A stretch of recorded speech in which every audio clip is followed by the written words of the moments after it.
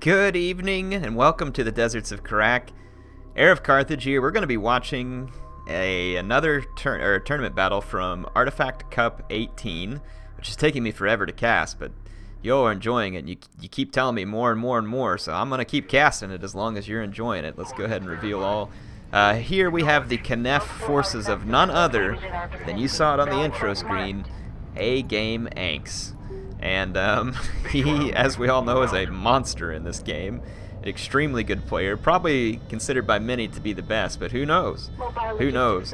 I have seen so many excellent players. What's interesting is the player base of this game is not all that big, but I have seen so many good players amongst that base that it's like almost intimidating for me to join it. But I was watching a video by Dreamlands, and I'll link to his channel too, because he's got a great 3v3 matchup that you all should definitely go watch.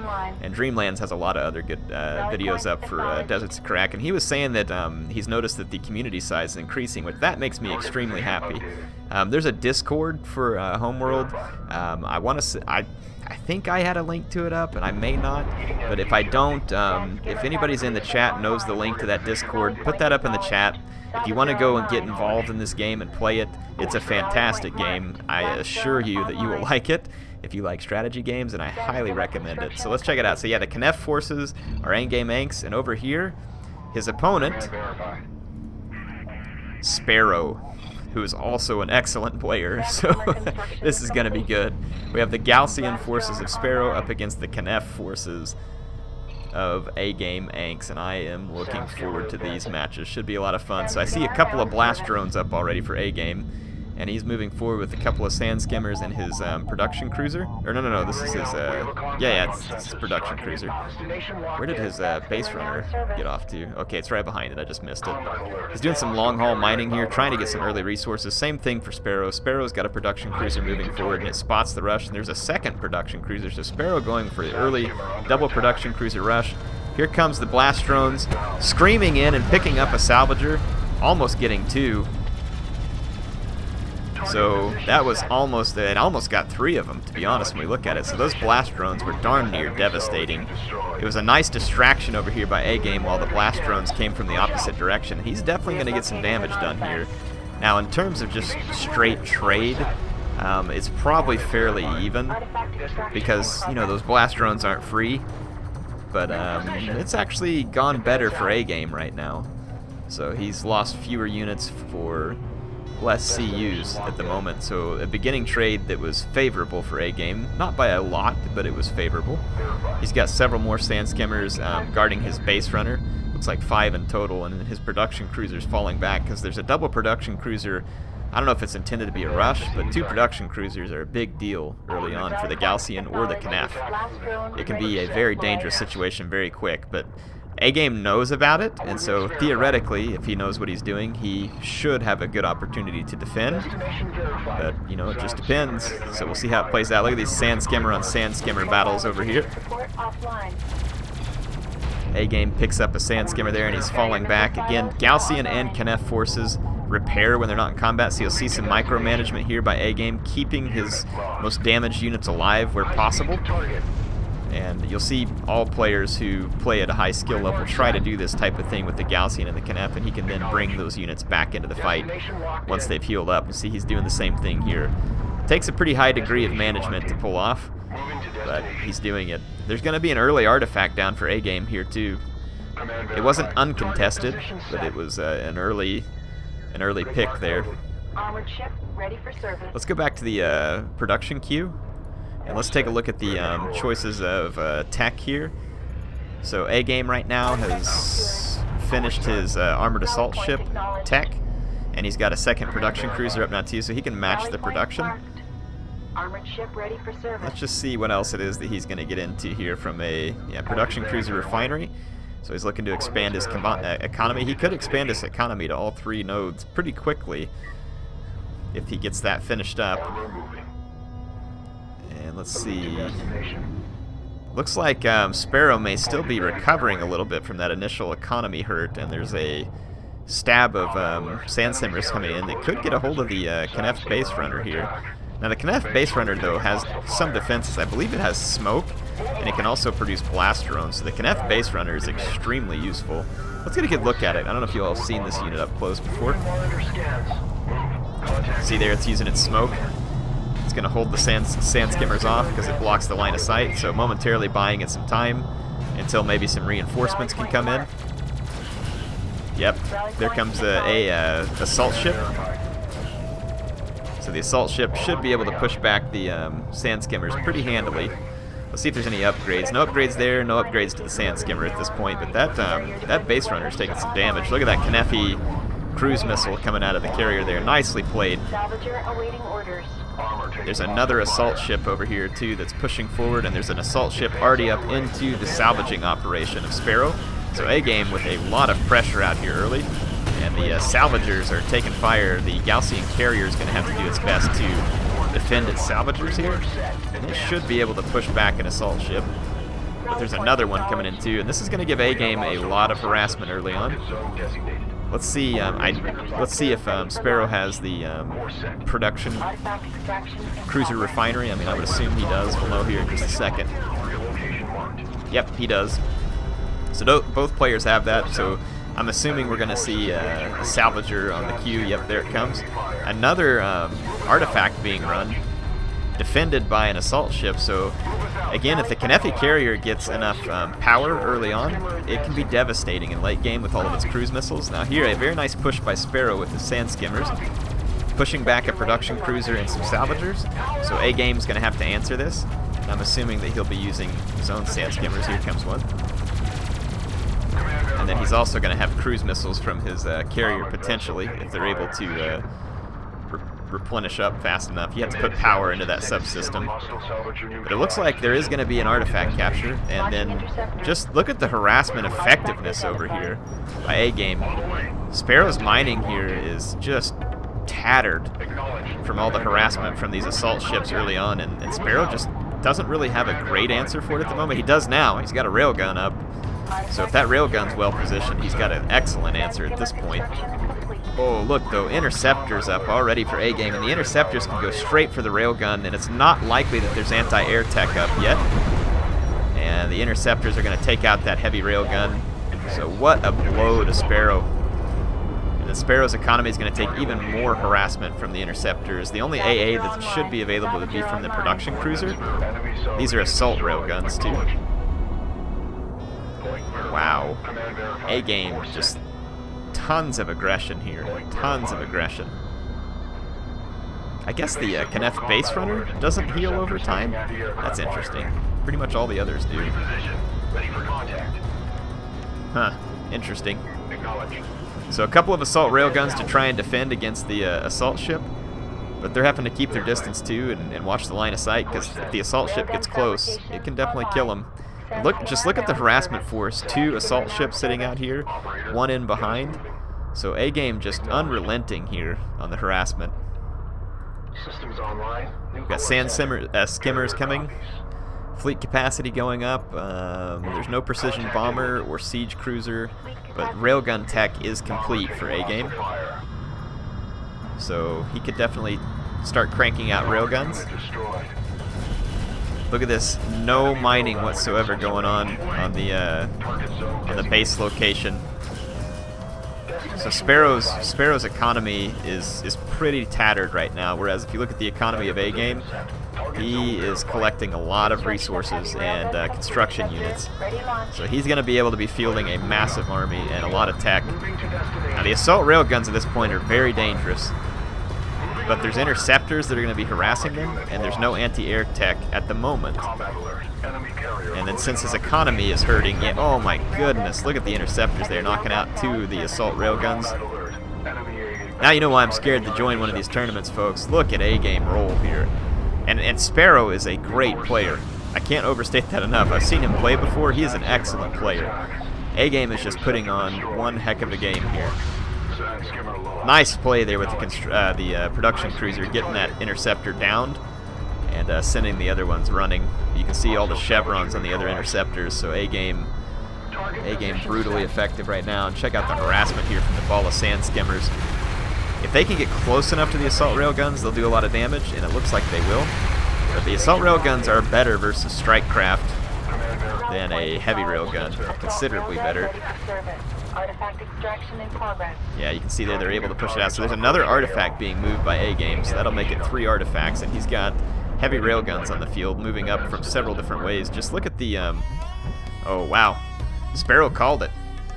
I guess he saw the writing on the wall there, so that was extremely well played by A-Game, and like I said, I definitely want to pass on kudos to Sparrow. I know you didn't win here, but that was a tough game. A-Game had a lot of pressure on. Sparrow's not out of it yet. He can come back to game 2 and try and jump back in this thing. Let's see whether or not he's able to do it. Game 2 is going to be on the shallows, where Sparrow has to try and redeem himself from that game 1 loss and see if he can stay in this and attempt to put AGameAnx out of the tournament. So we will see how this goes. We're going to be watching it from Sparrow's point of view this time. So here's his awesome looking Gaussian carrier. I like the black and white color scheme there. Definitely aesthetically pleasing. He's going to put out a scanner and then I think recycle his base runner probably. Or is he going to push it forward? I think he recycled it. Yeah, so he recycled it. He's got his production cruiser. Let's just kind of see what rolls out here. A-Game. Oh, A-Game must be playing random again because he's coalition. Yeah, he's playing random faction. I would have noticed that had I looked at the introduction screen. So yeah, A-Game is playing random. So he's going to be the coalition this time. And remember, when a player picks random, what the? Okay, something's wrong with the camera. Give me just a second. Don't know what happened there.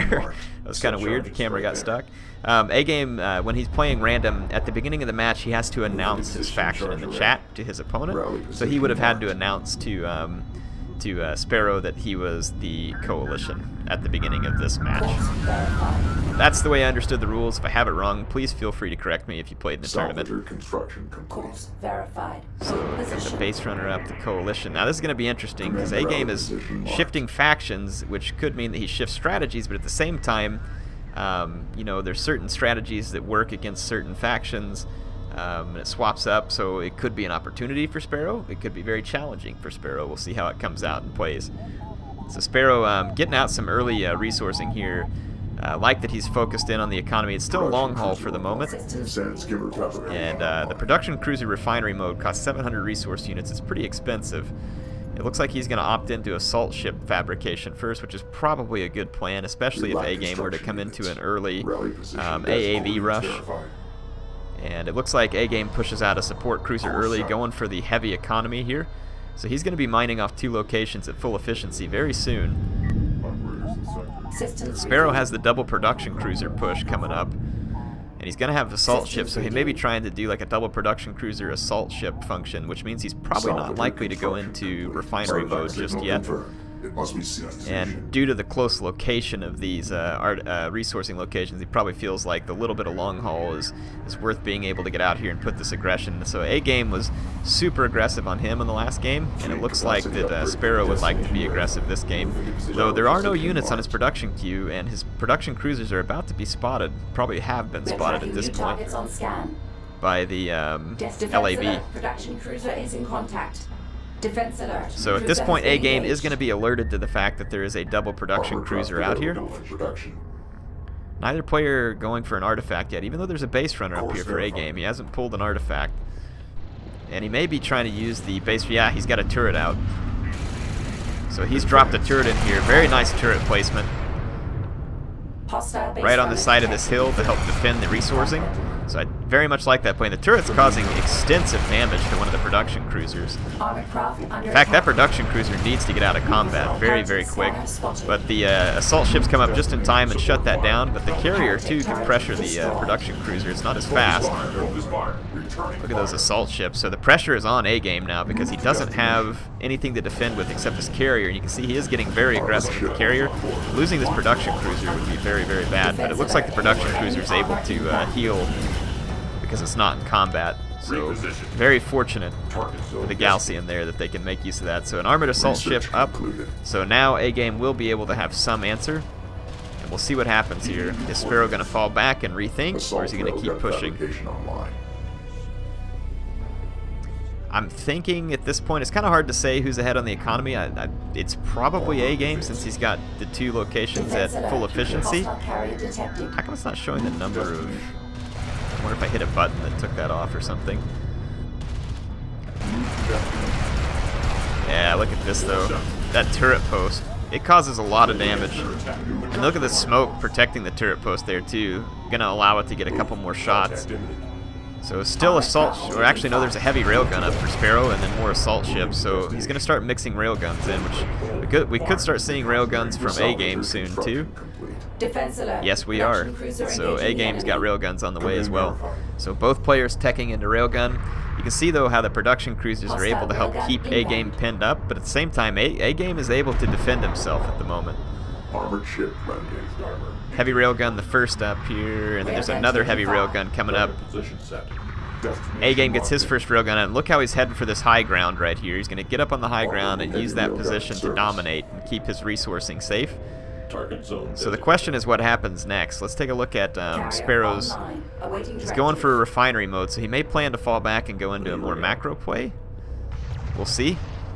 But yeah, that railgun has got excellent position. 2 of them up here with excellent position. Sparrow probably, yeah, he's going to fall back behind this hill for cover. I like that he's trying to keep pressure up here. I definitely like it, and he's trying to get his rail. Ooh, look at that high ground advantage, though. Look at that damage. Brutal. And then you can see here that A-Game falling back, and he continues to throw railguns onto that high ground. And look how quickly they can deal with an assault ship. So Sparrow starting to take a pretty down engagement here. He's losing units. Look at the railguns here now. 5 railguns up there in that high ground position. There is no answer to this at the moment from the Galcian forces. There's just no answer to it. Sand skimmer under fire. The sand skimmers will be good for scouting, which is probably why he's placing them there. Look at that. Carrier's firing through the hill. Like clipping through the hill and hitting the sand skimmer. Kind of sucks for Strike craft destroyed. Okay, another production cruiser up. So the 3rd production cruiser up, probably to help with resourcing. So lots of railguns now coming out for Sparrow. He can definitely put pressure on the coalition carrier, and then that would force these railguns down, which is exactly what's happened. So he's looking for angles on the coalition carrier, and he'll get one out here. Coalition carrier would need to fall back. Turret post up again for A-Game, so well played there. Railguns back here behind the resourcing, taking fire, but the railguns of A-Game answering and doing extremely well. A-Game's railguns have damage and armor upgrades. There are no... and they have sunder apparently, because they're sundering the armor off of the units over here. Let's see if that's the case when one of these gets hit by the railgun. I think it's got the armor sundered, because clearly we can see here there's 9 armor on this assault ship. If it gets hit, we'll know for sure, but if we take a look again at the units killed, AGameAnx has heavily led so far. So he's dominating the performance so far. And again, no ill is meant towards Sparrow there. He's playing a good game. I wouldn't last 5 seconds against this guy. But it is not over, folks. Sparrow's got a healthy economy back here, very healthy. And he's got a lot of production cruisers, and if he's able to fall back and get into the right tech, he could definitely push back, but there is a heavy push coming across here.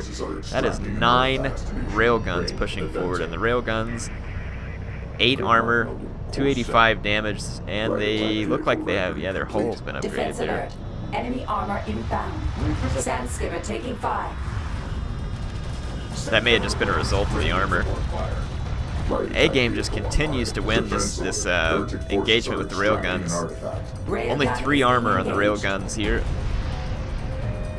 Heavy railgun destroyed by enemy forces. Fleet at maximum capacity. Yeah, and they're guarded by AAV, so getting to these railguns with sand skimmers is not likely. There's AAV over here too to kind of watch the back door to keep his salvaging operation safe. So again, A-Game being very smart here, keeping this one unit back here, and he's going to spot this potential backstab. Armored craft has been lost. The number of railguns now is just getting frightening. Sand skimmer advancing. Railgun reading. Yeah, there's definitely a sunder ability on those railguns. Moving to destination. Because the armor of Sparrow's units is getting destroyed. Artifact pickup for A-Game. Evasive movement. A-Game is just looking to have an extremely dominant position here. Let's get some cinematic stuff here. Look at the sand skimmers falling back behind the hill. Look at this ball of railguns from A-Game. And now he is using 2 base runners to run artifacts. He's going to get a second artifact. This just means his carrier is going to get more powered up as well. This map is beautiful. Game is beautiful. Destination. If you don't have this game, Heavy railgun why not? online. Destination verified. Coordinates You verified. got no excuse. Coordinates verified. Oh We man, do not have this is our incredible. Okay, so here comes all the sand skimmers. I would assume that A-Game's got to know about these sand skimmers. He's going to see them when they pop up to try and kill the base runner. Killing the base runner could be handy. At least it would make A-Game have to build another one if he wants to keep capturing. But the challenge is that how do you defend against this at the moment? There's going to be so many railguns. They could knock out this production cruiser pretty quick. Heretic turret identified. It's nice and tucked away behind this hill, though, hopefully, for Sparrow. If it's not, it's going to be in trouble. Look at that, dropping a turret here to keep these sand skimmers back. Well played. Set for advance. No upgrades on the High speed to skimmers. target. Range systems full function. No upgrades on the railguns right now, so without the upgrades, I don't see how Sparrow can get ahead in this. He needs to go to a whole different tech, I think. Yeah, he's going to Siege Cruiser tech. I think that's a great call. It's probably one of his only options to get out of this situation. But I mean, he's going to have to fabricate a Siege Cruiser first, and that's going to take time. And A-Game is all over his front doorstep here. Using the sand skimmers to kind of run a diversion here. Maybe that's to help get his own railguns into position. Again, if it comes into like railgun versus railgun shots here, A-Game's going to take the advantage there. There is a Siege Cruiser on the cube. You can see how long it's going to take to build that Siege Cruiser there with the yellow line. So he's got to survive this assault from A-Game. And A-Game's carrier is already pushing forward. And it's got decent power, not great, but you know, decent for early game, enough to put some heavy pressure on the Galcian. A-Game's got even more AAVs. So if that Siege Cruiser is going to get out, it's going to have to get out quick, and it's going to have to do a lot of damage. He's losing his only defenses back here, so Sparrow's being slowly bottled in. Look at the smoke here from A-Game, protecting his units and then pushing forward with his carrier. The Sand Skimmer's trying desperately to gain any advantage they can over this army. It looks like the Siege Cruiser will make it onto the battlefield shortly. Can it survive? Can it do the damage? Sand skimmer advancing. Will it save Sparrow, or does Sparrow go down? We will see. We will see shortly. Save some of the Sand Skimmers. Very nice here, but he's going to use his carrier to push back this production. Siege cruiser online. Okay, Siege Cruiser is online. Here is the Siege Cruiser, folks. And it is going to start firing. Now, this is a Galcian Siege Cruiser. It is different than a Kneff Siege Cruiser. So the Siege Cruiser should be able to sit back as long as it gets good scouting from these Sand Skimmers and try and put some volleys down. But I'm assuming that the carrier at this point is just going to push all the way up into here, because I don't think the Galcian has anything to really threaten it. Well, they have the railguns. They're doing some damage. Here comes the Siege Cruiser barrage. Ooh, and it's a pretty good barrage. It's a pretty good barrage. Sparrow does some decent damage with it, but look at the forces of A-Game here. Just look at the railguns. Heavy railgun destroyed. Can the Siege Cruiser stay safe? Is it dead already? I can't see it. High speed to target. I think the Siege Cruiser went down and they had to build another one. Defense alert. Yeah, Salvage the Siege lost. Cruiser must have gotten We just hit. lost a production cruiser. Look at that barrage. Look at the barrage from the Siege Cruiser. Strike Beautifully has been placed. destroyed. Kills a ton of A-Game's units, but A-Game is keeping the pressure on, and that Siege Cruiser is down as well. I don't see Sparrow pulling himself out of this, and he admits defeat, it looks like. Salvager is in contact. Yep, he has admitted defeat. Convincing victory by A-Game. Wow. If you see some blank after the screen here, it's because people requested that if one of these matches goes short like this, that I should add in some extra fluff so that you really don't know what's going to happen. So if there's just extra like blank screen on the end or something like that, or whatever it is I put there, I don't know what I'm going to put there, but I'll put something there. So yeah, if that's what it is, then it's not a mistake. It's just to make it more surprising as to who's going to win. That way you don't know how many games were in the series by just looking at the time. That was some incredible play by A-Game. And like I said, Sparrow, kudos to you. Thank you for joining the tournament. Definitely enjoyed the matches that we saw from you, and hope to see some more from you in the future. A-Game, well played, man. Well played. And it's going to be interesting to see him as he moves on from the round of 8 to the round of 4. So, should be fun. I will see you there. HeirofCarthage signing out, and I'll see you back in Deserts of Kharak soon.